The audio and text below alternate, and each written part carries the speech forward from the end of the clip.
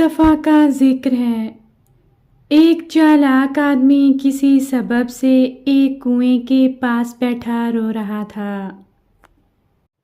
ایک لالچی آدمی کا وہاں سے گزر ہوا۔ لالچی آدمی نے اس سے رونے کا سبب پوچھا۔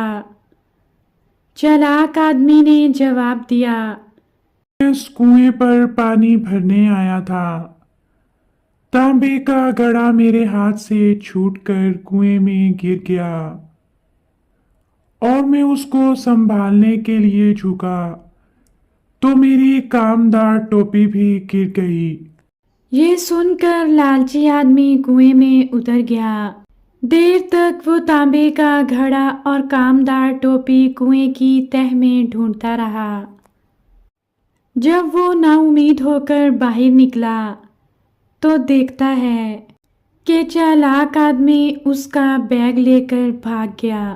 اس کہانی سے ہمیں یہ سبق ملتا ہے کہ لالچ ایک پردہ ہے جو آدمی کو انجام کار نہیں دیکھنے دیتا۔ ایک دفعہ کا ذکر ہے، ایک شیر ایک گائے کے پیچھے بھاگ رہا تھا۔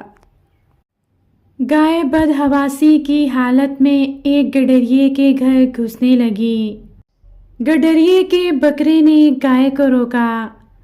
گائے نے کہا، تم بڑے بے رحم ہو، میں جان بچانے کو تمہارے پاس پناہ لینے آئی ہوں اور تم مجھے روکتے ہو۔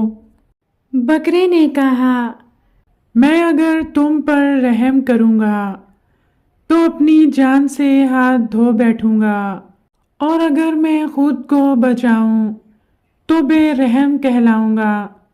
اس کہانی سے ہمیں یہ سبق ملتا ہے کہ ہمیں لوگوں کی رعایت کرنی چاہیے، لیکن نہ ایسی کہ اپنا نقصان کریں۔